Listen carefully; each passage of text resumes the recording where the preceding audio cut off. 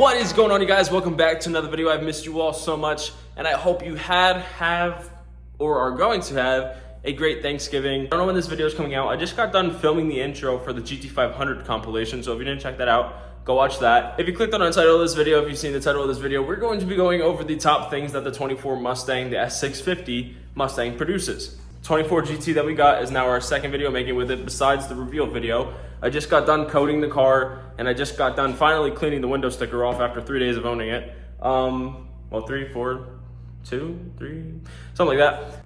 So the car in all of its glory is absolutely beautiful. The paint is good, the windows are clean, it's coated, it's ready for the snow, and it's ready for all that salt on the roads, which obviously this is garage kept, so there won't be too much salt on it. But with this being our only vehicle now, we have to make sure the paint is nice and clear, just like so. The windows are coated, the wheels are coated. And yeah, I couldn't be happier with this color. I absolutely am in love with the shine and the actual flake within the red. If you get up close, hold on. If you get up and close with the red, you can see all the flake within there. It is actually kind of beautiful. Camera will not focus whatsoever, but you get the point. So anyway, as I was saying, unlike our GT500, this 24 GT is really bare minimum anything. I've been making a joke since I got the car that it's a peasant pack, and everybody asks me like, well, what kind of GT is it? Like, is it performance pack? Is it anything? No, like this is below basic. Like, it's pretty simple actually. The only extra add-ons that this car has is the paint, which is a $500 extra charge from the factory, which isn't crazy compared to Ford's other colors that they produced of more rarity that cost more. And it actually has the active valve exhaust, which makes it much louder compared to the other GTs with the stock exhaust with no valves. Do we consider that as 5-spoke? Is that a 5-spoke? I consider that a 5-spoke. I don't know. If you want to get technical, it's 1, 2, 3, 4, 5, 6, 7, 8, 9, 10. Because 5 times 2. Quick math. I don't know. I consider that a 5-spoke. But you can tell the wheels are much smaller than a performance pack. That's because there's 18-inch wheels, big Brembos in the front, and then we have the small brakes in the rear. And the reason you see a lot of the S650s with drag packs is because they're capable of running drag packs as is, having an 18-inch wheel on from factory. Now, do these cars require drag packs? Absolutely not. Unless you get the factory installed Gen 6 3-liter Whipple from the factory that makes 800 horsepower. Now, 800 horsepower doesn't seem like a lot. Suspension kits available and everything else. If you run a drag pack on these cars, you can get a solid 10-second car with this platform. Now, call me crazy, but there's also a lot of 24s with the right setup running high 10s, low 11s with no tune and pretty much basically stock, because these cars actually from the factory, yes, they use the S550 chassis, but they have so much capability. And honestly, I love driving this compared to the S550s that I've owned. So like I said, you have your S550 chassis, you get your basic 5.0 emblems, you get your 18-inch wheels, you get your small brakes in the rear, big brakes in the front. Now obviously you get a performance pack, it's big brake. And you come to the rear, and you also see you get your basic GT emblem back here, the taillights. A lot of people consider hit or miss, but with the right spoiler, these back ends absolutely pop. So just wait for that, because I have a lot of plans for this back end, and I have a lot of plans for the front end, which we'll take a look at right now.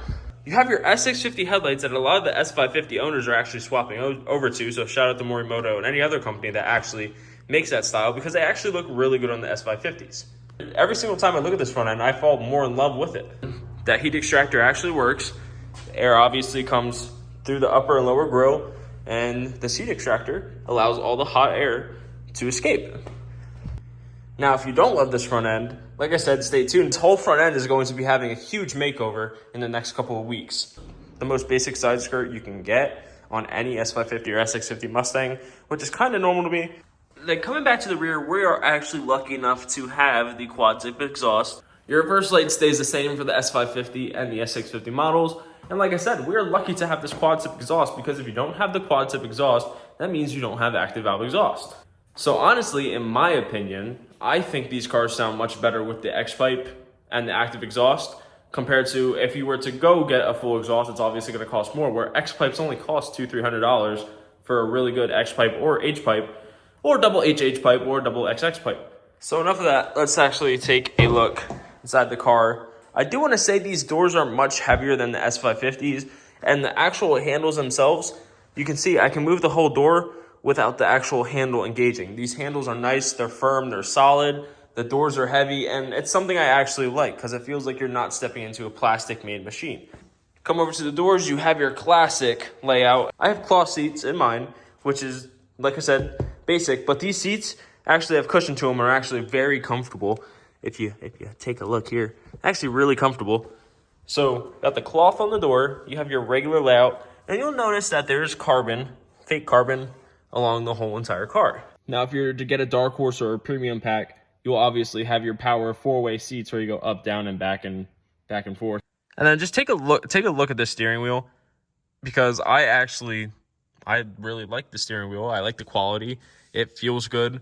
Even the carbon is a nice touch. The whole actual, like, you get the flat bottom steering wheel, you get the round top.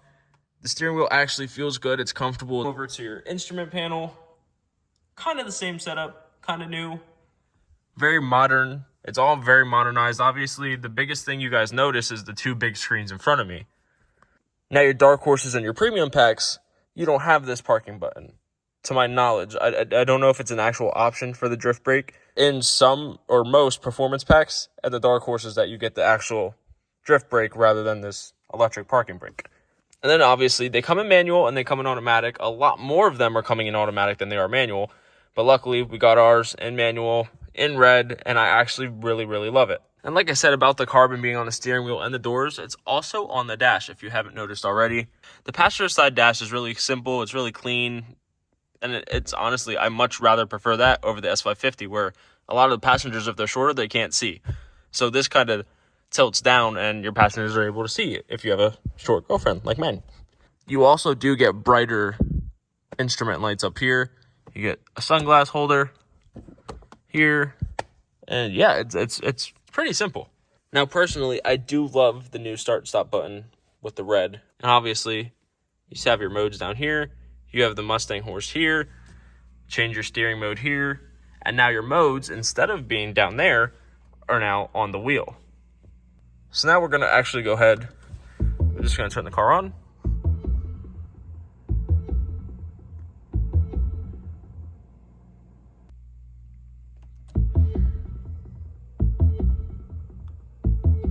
I'm not going to turn the car on while the garage door's closed because that's not good.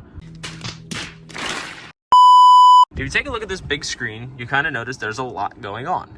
So whenever you're actually on this home screen, yeah, this is the home screen. Whenever you're on this home screen, you have your settings here, which you can go through your instrument cluster and everything and go through here, choose your screens, which actually you can cycle through here. You can see we only have 60 miles on the car. So that kind of shows what more modes you're in. That rocket in the bottom is your launch control, your exhaust control, traction control, steering mode, and your actual like normal driving mode. So we're gonna back out, go to the home screen, go to your features. Now you have your driving assistance, which I imagine has collision and everything else inside of it.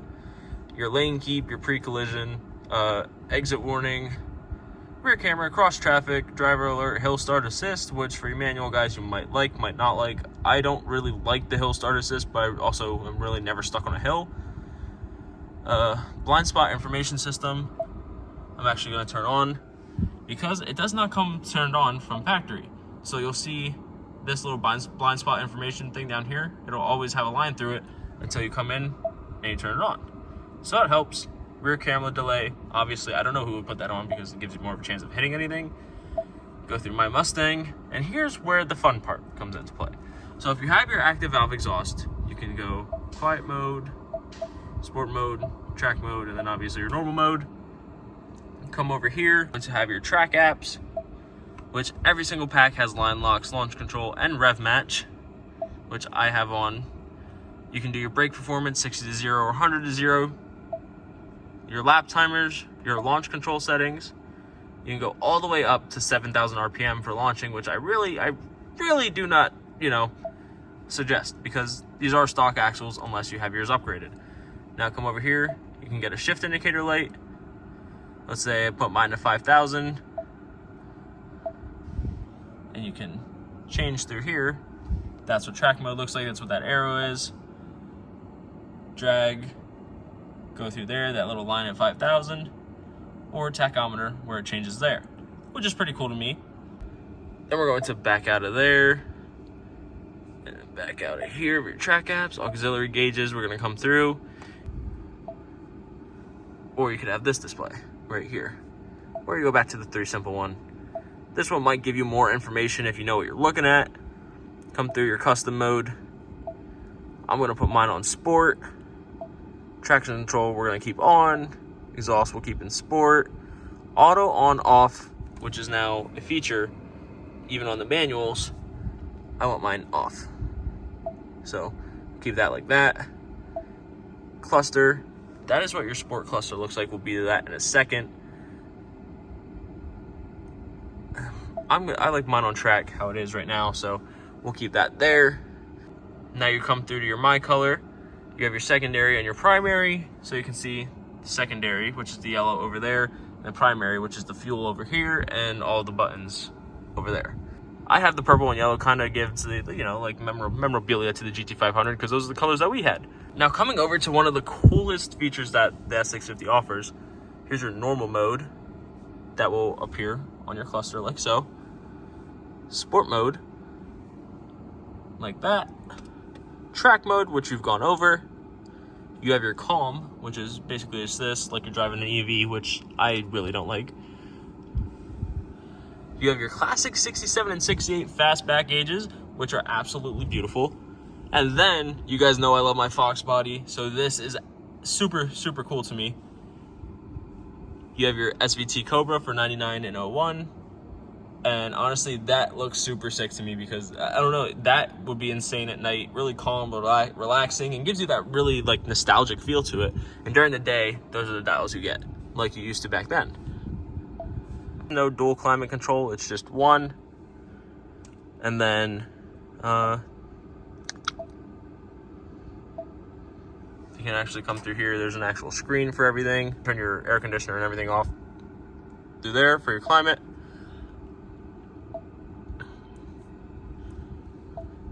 Then obviously you have your hotspots and everything else like that. Come over to your apps.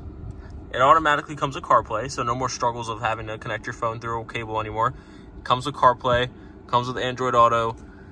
Now you need USB for that, which I don't have. So you figure that one out on yourself. And then coming over to the shifter, this boy is firm. What did he say? This thing is so firm. I don't know how to. There's no play, there's no slack, and yes, obviously you're gonna be like, well, I hope so for having 60 miles on your car. But I don't know, compared to a lot of the S550s and a lot of other cars that I'm used to driving, it's really firm. You hear it go into gear. It actually feels really good. Even in gear, there's no play whatsoever. The only thing I can complain about is the clutch pedal being really, really soft. So it is something to get used to. All right, guys, we just popped the hood. I'll find it eventually. Ta-da.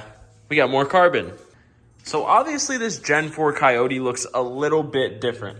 And not to just, point out the elephant in the room, but it's the two 80 millimeter... Obviously, it's the two 80 millimeter throttle bodies. No, I'm not having a stroke, I promise. I hope not, at least. So obviously, we're used to our coolant reservoir being up front. Now is relocated over here next to the driver's side strut tower. You have your fuse box over here. Yeah, you pull this off. This is where you would end up jumping if you need to, jumping the vehicle. There's your positive connection, and there's your negative connection on the strut tower as well. Right there, yep, got it. Then you got your windshield wiper fluid up front. Your battery is underneath that tray over there. Your brake fluid reservoir over in that back corner. And then come over here, take a look at the valve covers. And if you are to run a catch can, you actually connect the catch can between this hose and this hose. And the catch can mounts, from what I'm seeing, are put over next to the coolant reservoir, which is pretty cool. The 24 GT calls for 5W30. It's pretty dirty under here. I have not been able to detail it yet. As you can see, just take a look. Pay is another down, we getting paid. Another day, another dollar living in the bay. Hustling for my baby, trying to pay in my escape. I ain't staying in the matrix where they trying to get my papers. Pay is another down. All right, so now we got a basic feel for the car, and I kind of went over pretty much everything with you guys. I do want to insert a clip from the day that we got the car, probably like 3 days ago now, of our first drive, because I feel like that's monumental to any person's, first experience is their first drive. So let's jump into that real quick. 23 whole miles, guys. I got the Air Forces on, so don't judge me here. I went way far back. Not bad. Stock exhaust. Okay. Regular or cinnamon? Regular? Oh, we got gas. Oh, we got a full tank of gas. Now I feel bad because I'm gonna put like $7 in the Jeep to get it here. We got our big screens here.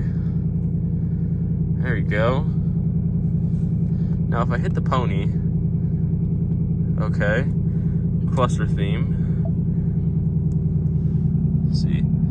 Oh, it shows it over here. Okay, cool. Oh, and it switches over here. Cool. Sport mode looks cool. Track mode looks cool. Calm. Go to the classic 67 and 68.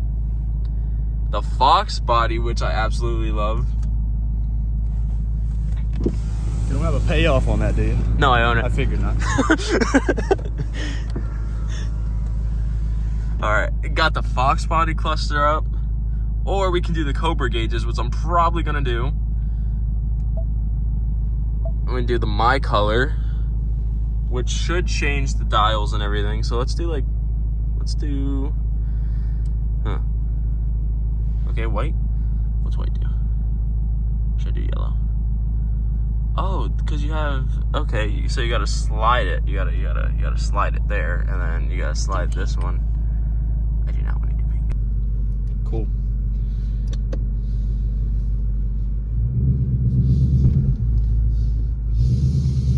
Yeah, let's see if it has auto rev match. It does. It has auto rev match. Cool. Let's see, sport mode, normal, custom, all that.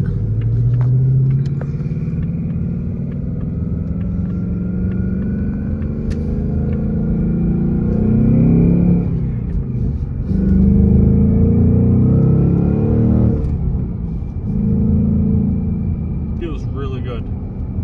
Really, really good. And now, I do want to say the S650 is really responsive, and all in all, a great car. The transmission feels good, the clutch feels good, the power's there, the motor feels really solid, and obviously, again, I would hope so for having 60 miles on it so far. And honestly, just take a look down here at the pulleys. Look how clean everything looks so far. No rust. Everything's pristine condition. It's all just really cool, and cool to have a car this new with no miles on it, and you kind of get that guaranteed that what's done to the car, how the car's been driven. So I feel really good about this, and at least we have a warranty until the tunes come out, because you guys already know we're gonna hop right on that. Now I do also want to say, with the responsiveness of this car and the way it drives now, it feels really good. And obviously you guys see there is no prop for the hood as well. That is something else that I forgot that is different compared to the 550s. You have hood struts now. So pull the hood down a little bit. Oh yeah, that's luxury right there. Excuse me, Jax. I don't want to close your head. Close the hood. Boom. Yeah, I know. Call me crazy, but we do a lot of traveling with Jax, and we take him pretty much everywhere, especially the shows. So we're gonna somehow see if we can get Jax in the back before I order the rear seat delete. We'll put this towel here. All right, buddy. Back here. Back home. Come on. Back here. Go ahead. Do you want me to help you or what? In here. Come on. Get it. No, that's the front seat, buddy. Oh my gosh. He is not comprehending this. Go on. Come on, buddy. You gotta get in the back. Okay, so I actually had to lift him in, but he does have plenty of room to move, turn, and do all that without Alyssa back there. So that's fun. The rear seat delete, he'll have enough room. Hi, Jack. Okay, so he's actually fitting back there with Alyssa. And usually what he does in the back of the Jeep or anything, just lays down. Now, if Alyssa has her window open, he'll definitely put his head through here and just love the air. So that works. He's always been comfortable in cars. So again, that's a huge plus because we take him absolutely everywhere, especially with the holidays coming up. So yeah, we just at least have to keep a towel with us to put on the door sill and everything. But other than that, he's pretty good. We'll put blankets on the bench and do all that. Have his harness on him and do all that. I just think with the seats down, it'd be a little higher for him. And with the seats going down, they have like a little bit of tilt of them. So I don't want him rolling backwards. Come on, buddy. Come on. Come on, Jack. Come on. He like loves car rides. Like I've never had a dog that's loved car rides as much as him. So like I said, we socialized him with him being a puppy. Took him everywhere in the cars being a puppy. And he just loves the windows down. He loves chilling. He loves laying down while we drive. Like he doesn't mind at all. So it's actually really good for us. And I want to start taking him to the shows like Mustang Week and everything else like that. But the Shelby I really didn't want with leather seats. But with these basic cloth seats, I really don't mind. Especially with getting a rear seat delete. We're definitely going to dog proof it. Yeah, so we just always got to make sure we have a towel with us for the door sill plate. Because I don't want him scratching those. But I really don't mind. Because like I said, we're sharing our life with him and he's sharing our life with us. So he's like our kid. We take him everywhere. He does not want to get out. No, he's laying down right now. So and this is exactly how he lays anywhere we go. Come on. Come on. Come on. Come on. Let's go, boy. Come on. You ready to leave? Come on. Let's go home. We're not going for a ride. I'm sorry. Go home. I'm sorry. I did not mean to tease you. Come on. I just wanted to make sure you fit. Come on, buddy. Jack boy. Jack boy. He's such a happy puppy. He's like so nonchalant with anything. Oh, I'm so glad we socialized him and raised him. Like everybody thinks he's big and bad, but he's really just a little puppy. He's really just a little puppy. He's only 7 months old, so.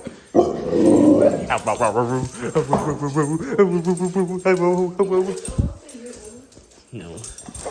He's only 7 months old. Ow! Ow! Oh, yeah? Oh, we also have to take that bike stand. I'm having a conversation. Alright, guys, so that being said, Jax is excited, but I think it's pretty much his bedtime, so. Is it your bedtime? Is it your bedtime? So I hope you guys enjoy the car. I know, like I said, a lot of you were saying, oh, why'd you downgrade from the GT500? I have so much planned for this car. It's going to be better. It's going to be faster. It's going to look cooler. It's just going to be better than the GT500 was. So, really, if you're saying a GT can't look cool, I'll show you. Just give me a month, 2 months, maybe 3, 4, depending on the boost. Whether we do twin turbo, Whipple, you know. But yeah, just bear with me. Give me time. I'll show you guys. This car is very much worth it. And yeah, without further ado, as always, I love you guys. I appreciate you guys. I hope you guys have a great holiday weekend, whatever day this comes out. Happy Thanksgiving. But yeah, I love you guys. I appreciate you guys. And I'll catch you guys on the next video. Deuces.